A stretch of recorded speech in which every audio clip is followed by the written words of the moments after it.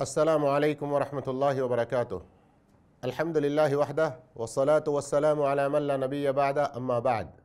రుజుమార్గం TV ప్రేక్షకులకు మరణానంతర జీవితం అనే అంశంలో స్వాగతం. త్రాసును బరువు చేసే సత్కార్యాల గురించి మనం వింటున్నాము. అయితే మహాశివులారా, గత కార్యక్రమం మీరు ఏదైతే విన్నారో జిహాద్ ఫీ సబీలిల్లా గురించి విన్నారు. ఈరోజు 15వ సత్కార్యం ఏదైతే త్రాసును బరువుగా చేస్తుందో, ప్రళయ దినాన త్రాసును బరువుగా చేస్తుందో అదేమిటి? జిహాద్ ఫీ సబీలిల్లా పుణ్యానికి సరి సమానమైన సత్కార్యాలు. మహాశివులారా, ఇస్లాం ధర్మం యొక్క విశిష్టత మరియు గొప్పతనం ఒకటి ఏమిటంటే, స్వర్గాన్ని చేరుకోవడానికి, నరకం నుండి రక్షింపబడడానికి ఎన్నో మార్గాలు మనకు చూపింది.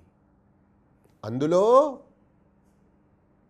బీగం లాంటిది, మూల విషయం లా ఇలాహ ఇల్లల్లాహ్, మనందరి ఆరాధ్యుడు కేవలం అల్లాహ్ మాత్రమే అని స్వీకరించడం. ఆ తర్వాత విశ్వాసాల్లో ముఖ్యమైన ఏ విశ్వాసాలైతే ఉన్నాయో వాటిని విశ్వసించడం, ఇక సత్కార్యాలు చేస్తూ పోవడం. సత్కార్యాల విషయంలో కొన్ని సత్కార్యాలు కొన్ని సందర్భాల్లో కొందరే చేయవచ్చు, మరికొందరు చేయలేకపోతారు. అలాంటి వారు ఎలాంటి నిరాశకు గురి కాకుండా స్వర్గాన్ని చేరుకోవడానికి మార్గాలు లేవా అన్నటువంటి బాధకు లోనవ్వకుండా మరికొన్ని రకాల సత్కార్యాలు వారికి తెలుపబడ్డాయి. ఈ విధంగా మన త్రాసు బరువుగా అయి స్వర్గంలో చేరడానికి ఇంతవరకు మనం 14 సత్కార్యాల గురించి తెలుసుకున్నాము. వాటిలో ఎన్నో సత్కార్యాల ప్రస్తావన వచ్చింది. అయితే ఇప్పుడు 15వ సత్కార్యం ఏంటి? జిహాద్ ఫీ సబీలిల్లాకు సరి సమానమైన మరికొన్ని సత్కార్యాలు. అయితే గమనించండి, వాటిలో ఇంతకుముందు ప్రస్తావించబడిన కొన్ని విషయాలు కూడా రావచ్చు, కానీ ఎన్నో విషయాలు కొత్తవి కూడా మనం వింటాము. అందుకొరకు టాపిక్స్, శీర్షికలు కొన్ని సందర్భాల్లో ఒకే రకంగా కనబడుతున్నాయి కదా అని ఇలాంటి కార్యక్రమాలు వినడం మానుకోవద్దు. కొత్త విషయాలు కూడా ఎన్నో వస్తాయి. ఈ శీర్షికలో జిహాద్ ఫీ సబీలిల్లాహ్ పుణ్యానికి సరి సమానమైన సత్కార్యాల్లో కొన్నిటిని తెలపడం జరుగుతుంది. కానీ అవి తెలిపేకి ముందు హాఫిద్ ఇబ్న్ హజర్ అస్కలాని రహమతుల్లా అలైహ్ సహీ బుఖారీ యొక్క ప్రఖ్యాతిగాంచిన వ్యాఖ్యానం ఫత్హుల్ బారీ రాసిన వారు ఒక చాలా మంచి మాట తెలిపారు. అది కూడా మీరు తెలుసుకుంటే చాలా బాగుంటుంది. ముజాహిద్ అంటే జిహాద్ ఫీ సబీలిల్లాలో పాల్గొనే వ్యక్తి. ముజాహిద్ స్థానం ముజాహిదేతరులు కూడా పొందవచ్చు. జిహాద్లో ఎవరైతే పాల్గొనలేకపోతున్నారో వారు కూడా జిహాద్లో పాల్గొనే వారు పొందే అటువంటి స్థానం పొందవచ్చు. ఎలా? ఒకటి, అందులో పాల్గొనాలని సత్సంకల్పం నిశ్చయించుకోవడం, మరియు ప్రవక్త మహానీయ ముహమ్మద్ సల్లల్లాహు అలైహి వసల్లం తెలిపిన ఇతర కొన్ని సత్కార్యాలు ఏవైతే జిహాద్ ఫీ సబీలిల్లాహ్ పుణ్యానికి సమానంగా ఉంటాయో వాటిని చేయడం. ఎందుకంటే ఎప్పుడైతే ప్రవక్త మహానీయ ముహమ్మద్ సల్లల్లాహు అలైహి వసల్లం ముజాహిద్కు జిహాద్ ఫీ సబీలిల్లాహ్లో పాల్గొనే వారికి స్వర్గంలో 100 స్థానాలున్నాయి. ప్రతి ఒక్క స్థానం నుండి రెండో స్థానం మధ్యలో, భూమి ఆకాశాల మధ్యలో ఎంత డిస్టెన్స్ ఉందో అంత ఒక స్థానం నుండి రెండో స్థానం, రెండో స్థానం నుండి మూడో స్థానం, ఈ విధంగా ప్రతి 2 స్థానాల మధ్యలో అంత డిస్టెన్స్ ఉంది అని చెప్పారు. అప్పుడే ప్రవక్త సల్లల్లాహు అలైహి వసల్లం విశ్వాసులందరికీ ఒక ఆదేశం ఇచ్చారు. అదేమిటి? ఇదా సఅల్తుముల్లాహల్ జన్న ఫస్అలూహుల్ ఫిర్దౌస్. మీరు అల్లాతో స్వర్గాన్ని కోరినప్పుడు, ఓ అల్లా నాకు స్వర్గం ప్రసాదించు అని దువా చేసినప్పుడు, ఓ అల్లా నాకు జన్నతుల్ ఫిర్దౌస్ ప్రసాదించు, ఫిర్దౌస్ స్వర్గం గురించి మీరు కోరండి, దువా చేయండి అని చెప్పారు. మళ్ళీ ఏం చెప్పారు? ఫిర్దౌస్ అంటే ఎన్ని స్వర్గాలైతే ఉన్నాయో వాటిలో అన్నిటికంటే అతి ఉత్తమమైనది, అతి ఉన్నత ప్రదేశంలో మరియు మధ్యలోనున్నది, అల్లా యొక్క అర్ష్ కింద ఉన్నది ఫిర్దౌస్. అందుగురించి మీరు ఫిర్దౌస్ను కోరండి అని ప్రవక్త సల్లల్లాహు అలైహి వసల్లం తెలిపారు. ఇంతవరకు ఇబ్ను హజర్ చెప్పిన మాట సమాప్తమైంది. కానీ మనకు బోధపడిన విషయం ఏంటి? ముజాహిదుల స్థానాల గురించి ప్రవక్త సల్లల్లాహు అలైహి వసల్లం తెలిపిన తర్వాత, మీరందరూ స్వర్గం కోరినప్పుడు ఫిర్దౌస్ను కోరండి అని ఏదైతే చెప్పారో, అంటే ఈ స్వర్గం కేవలం జిహాద్ చేసే వారి గురించే కాదు, ఎవరైతే జిహాద్ చేయలేకపోతారో వారి గురించి కూడా ఉంది. అయితే వారు ఏదో కింది స్థానంలోని స్వర్గానికి అని కాదు, ఫిర్దౌస్ను కోరాలి. అక్కడి వరకు చేరుకునే ఏ సత్కార్యాలైతే ఉంటాయో వాటిని చేసే ప్రయత్నం చెయ్యాలి అని ఈ విధంగా మనకు ఒక ఉత్సాహం, ఉత్తేజం, ఉద్రేకం, ఒక మంచి విషయాన్ని పొందడానికి ఎప్పుడూ కూడా మన ఆలోచనలు హై టాప్గా ఉండాలి, ఉన్నతంగా ఉండాలి. కనీసం దానికి దగ్గరికైనా మనం చేరుకోవచ్చు అన్నటువంటి ఆశ ఉంటుంది. అయితే రండి సోదరులారా, జిహాద్ ఫీ సబీలిల్లాహ్ పుణ్యానికి సరి సమానమైన సత్కార్యాల్లో మొదటి విషయం, వితంతువులు, నిరుపేదలు వారి బాగోగులు చూడడం. ఈ విషయం ఇంతకుముందు కూడా ప్రస్తావించడం జరిగింది. రాత్రంతా తహజ్జుద్ నమాజ్ చేసే వారి పుణ్యాలకు సమానమైన సత్కార్యాల ప్రస్తావనలో. అయితే హదీస్ మరోసారి వినండి. అస్సాయి అలల్ అర్మలతి వల్ మసాకీన్ కల్ ముజాహిది ఫీ సబీలిల్లాహ్ అవిల్ ఖాయిమిల్ లైల వసాయిమిన్ నహార్. వితంతుల కొరకు, నిరుపేదల కొరకు, వారి బాగోగుల గురించి ప్రయత్నం చేసేవాడు, పాటుపడేవాడు ముజాహిద్ ఫీ సబీలిల్లా లాంటివాడు. లేదా రాత్రంతా తహజ్జుద్ నమాజ్ చేస్తూ పగలంతా ఉపవాసం పాటించే లాంటివాడు. అల్లాహు అక్బర్! ఎంత గొప్ప విషయం! ఈ పుణ్యాన్ని మనం పొందాలంటే స్వయంగా మనం వారి ఇంటికి రావడం, పోవడం, వారి ఇంట్లో అన్ని రకాల సేవలు అందించడమే కాదు. ఇలా చేయగలిగితే అల్హమ్దులిల్లా చాలా మంచిది. కానీ ఇంత చేయలేకపోయినా ఇంకా ఎన్నో రకాలుగా ఈ పుణ్యాన్ని మనం పొందవచ్చు. ఉదాహరణకు, మనం స్వయంగా బీదవాళ్ళమై ఈ పుణ్యాన్ని పొందాలనుకుంటే వితంతువులు, నిరుపేదలు వారి గురించి శక్తి ఉన్న వారి వద్దకు వెళ్ళి వారికి వారి విషయం తెలియజేసి వారి నుండి సహాయం తీసుకుని వారికి అందచేయడం, లేదా వారికి నచ్చజెప్పడం, వారు స్వయంగా వారికి సహాయం చేయడం, ఇది కూడా ఒక ప్రయత్నంలో వస్తుంది. అంతేకాకుండా ఏదైనా సందర్భంలో వారికి కొన్ని సందర్భాల్లో కూరగాయలు బయటి నుండి తీసుకురావడం కానీ, ఏదైనా సామాన్ తీసుకురావడం కానీ వీలు కాని ఎడల ఇందులో సహాయం చేయడం కూడా వస్తుంది. ఈ రకమైన సహాయం కూడా ఇందులో లెక్కించబడుతుంది. ఇంకా కొన్ని స్వచ్ఛంద సేవా సంస్థలు ఉంటాయి, వితంతులకు, నిరుపేదలకు సహాయం అందిస్తూ ఉంటాయి.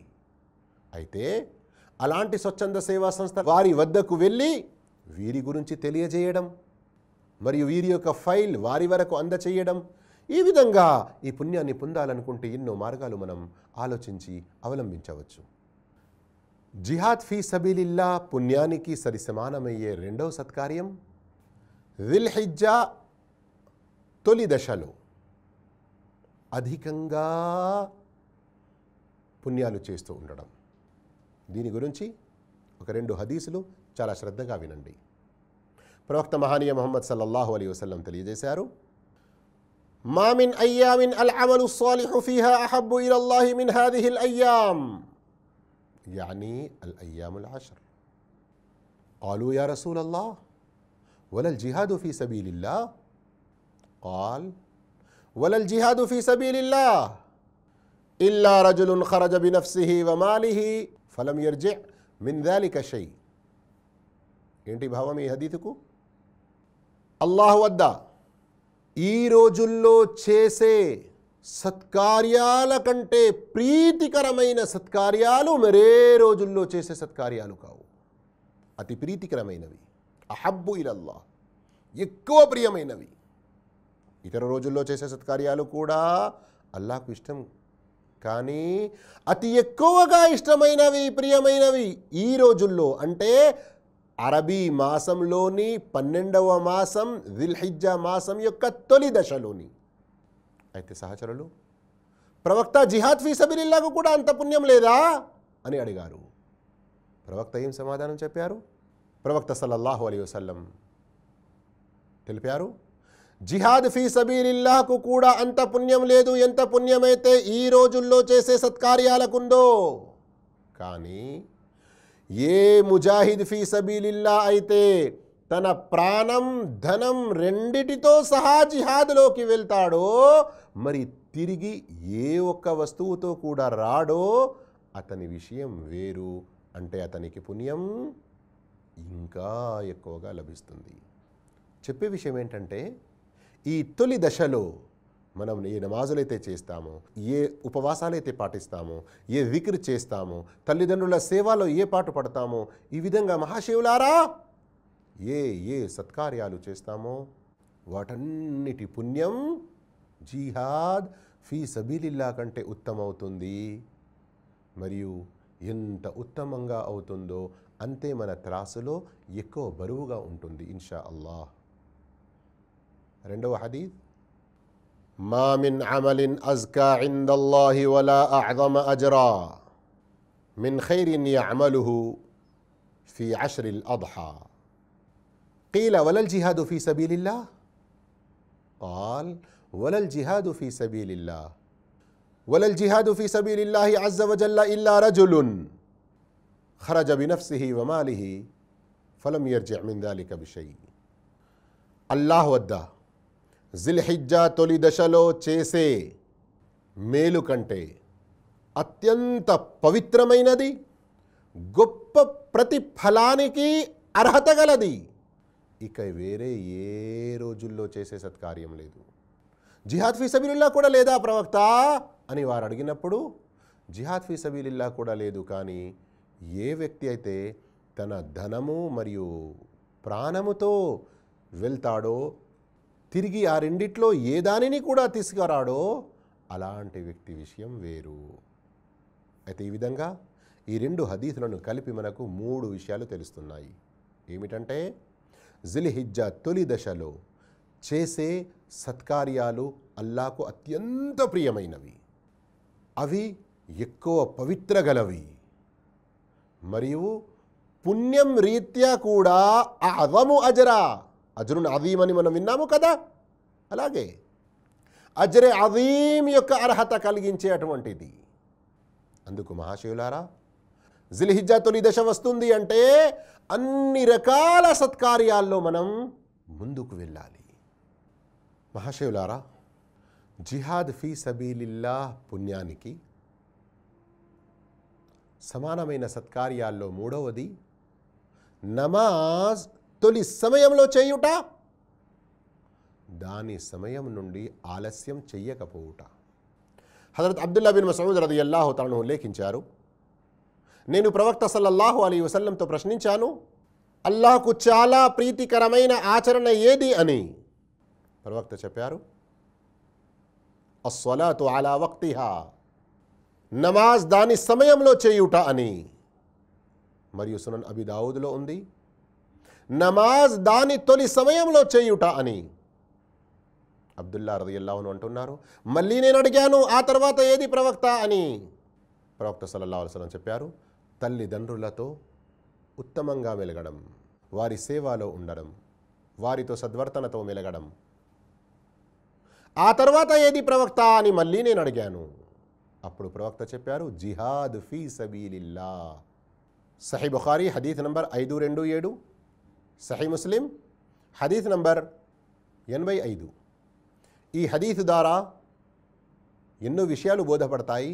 కానీ ఒక విషయం గమనించండి, ఈ రోజుల్లో నమాజ్ తల్లిదండ్రుల సేవల కంటే ఎక్కువగా జిహాద్ అని కొందరు ఏదైతే అంటున్నారో, ఈ హదీసును గ్రహించేది ఉంటే అల్లాహ్కు అతి ప్రీతికరమైన ప్రియమైన ఆచరణలో నమాజ్ మొట్టమొదటి స్థానంలో అగ్రస్థానంలో ఉంది అని మనకు తెలుస్తుంది. ఆ తర్వాత తల్లిదండ్రుల సేవ, ఆ తర్వాత జిహాద్ ఫీ సబీలిల్లా. ఇంకా మహాశివులారా, ఇదే నమాజ్ గనక మనం సామూహికంగా పాటిస్తే, జమాత్తో చేస్తే ఇంకా ఎక్కువగా పుణ్యం మనకు లభిస్తుంది. 25 రెట్లు ఎక్కువ అని ఒక ప్రఖ్యాతి గాంచిన హదీస్ ఉంది. అయితే కొందరు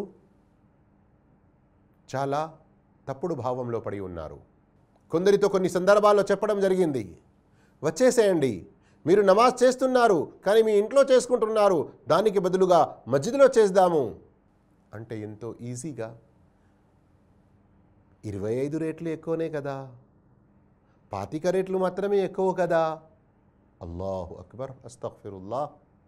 25 రెట్లు మాత్రమే ఎక్కువ అని ఇంత హేళనగా మరియు ఏదో చిన్నపాటి విషయం అన్నట్లుగా సమాధానం పలుకుతారు.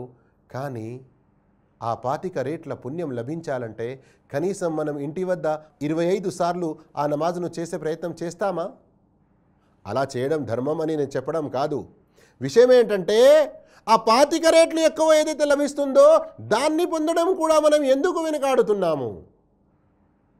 అయితే సామూహిక నమాజుకు 25 రెట్ల మాత్రమే పుణ్యం అన్న విషయం కూడా నిజమైనది కాదు. అది ఒక కనీస హద్దు. ఎవరు ఇంకా ఎంత సత్సంకల్పంతో అల్లాభిష్టాన్ని కోరుతూ ఎంత మంచి ఉద్దేశంతో మస్జిద్కు వెళ్తారో అంతే వారి యొక్క పుణ్యం ఇంకా పెరుగుతూ ఉంటుంది. ఈ విషయాన్ని మీరు గ్రహించాలంటే కనీసం హదీసు కిరణాలు రియాదు సాలిహీన్ అన్న పుస్తకంలో ఫద్లు సలాతిల్ జమాఅ, సామూహిక నమాజ్ యొక్క ఘనతకు సంబంధించిన హదీసులన్నీ చదివి చూడండి. మనిషి ఇంటి నుండి వెళ్ళి మస్జిద్ చేరుకొని మళ్ళీ మస్జిద్ నుండి ఇంటికి తిరిగి వచ్చేసరికి ఎన్ని అడుగులవుతాయో, ప్రతి అడుగుకు బదులుగా ఒక పుణ్యం లిఖించబడుతుంది, ఒక పాపం తుడిచి వేయడం జరుగుతుంది, మరియు ఒక స్థానం పెరుగుతుంది. ఇవేమైనా తక్కువ ఉన్నాయా? అంతేకాకుండా ఈ హదీస్ను కూడా మీరు గమనించండి. మస్జిద్లో సంఖ్య ఎంత ఎక్కువగా పెరుగుతుందో అంతే ఎక్కువగా మన పుణ్యాలు కూడా పెరుగుతాయి. మస్జిద్లో నమాజ్ చేసే వారి సంఖ్య ఎంత పెరుగుతుందో అంతే ఎక్కువగా మన పుణ్యాలు కూడా పెరుగుతాయి. దీనికి ఆధారంగా ఈ హదీసు వినండి. ముస్నద్ అహ్మద్లో కూడా ఈ హదీస్ ఉంది, సునన్ అబీ దావూద్లో కూడా ఉంది. సునన్ అబీ దావూద్ హదీస్ నంబర్ 554. వఇన్న సలాతర్ రజులి మఅర్ రజులి అజ్కా మిన్ సలాతిహి వహ్దహు వసలాతుర్ రజులి మఅర్ రజులైని అజ్కా మిన్ సలాతిహి మఅర్ రజుల్ వమా కథుర ఫహువ అహబ్బు ఇలల్లాహ్. మనిషి ఒంటరిగా నమాజు చేసేదానికంటే మరొక మనిషితో కలిసి చేయడం ఒంటరిగా చేయడం కంటే ఎంతో ఉత్తమమైనది. ఇద్దరితో కలిసి చేయడం, ఒక వ్యక్తితో కలిసి చేయడం కంటే ఎంతో మేలైనది. ఈ విధంగా ఫమా కథురా, ఎంత నమాజు చేసే వారి సంఖ్య పెరుగుతుందో ఫహువ అహబ్బు ఇలల్లాహ్, అది అంతే అల్లాహకు ఎక్కువ ప్రియమైనది. అల్లాహకు ఎంత ఎక్కువ ప్రియమైనదో అంతే మన త్రాసులో అది బరువుగా ఉంటుంది. ఇంకా మహాశివులారా, ఎవరికైనా అవకాశం కలిగింది, అల్లాహు తాలా మక్కా మదీనాలో చేర్పించాడు అంటే అక్కడ మస్జిద్ హరాం మక్కతుల్ ముకర్రమాలో ఒక్క నమాజ్ యొక్క పుణ్యం ఇతర మస్జిదుల్లో 1,00,000 నమాజుల కంటే ఎక్కువగా లభిస్తుంది. మరియు మస్జిద్ నబవీలో ఒక నమాజ్ పుణ్యం మస్జిద్ హరాం మక్కతుల్ ముకర్రమా తప్ప ఇతర మస్జిదులలో 1000 నమాజుల కంటే ఎక్కువగా ఉంటుంది. ఈ విషయం సహీ బుఖారీ 1190, సహీ ముస్లిం 1394లో ఉంది. ఈ విధంగా మహాశివులారా, నమాజ్ ఇది కూడా జిహాద్ ఫీ సబీలిల్లా, దానికంటే ఎక్కువ ప్రాముఖ్యత గలది కూడా. మనం ఈ నమాజ్ను పాటించి స్థాపించి ఇందులో ఎలాంటి అలసట అశ్రద్ధత వహించకుండా ఉంటే, మరియు సామూహికంగా కూడా పాటిస్తూ ఉండాలి. ఇందువల్ల కూడా మన పుణ్యాలు ఇంకా ఎక్కువగా పెరుగుతూ ఉంటాయి. అల్లాహు తాలా మనందరికీ మన త్రాసును బరువు చేసే సత్కార్యాలు అధిక సంఖ్యలో ఎల్లవేళల్లో పాటిస్తూ ఉండే సద్భాగ్యం ప్రసాదించుగాక. జజాకుముల్లాహు ఖైరా. వస్సలాము అలైకుం వరహ్మతుల్లాహి వబరకాతుహు.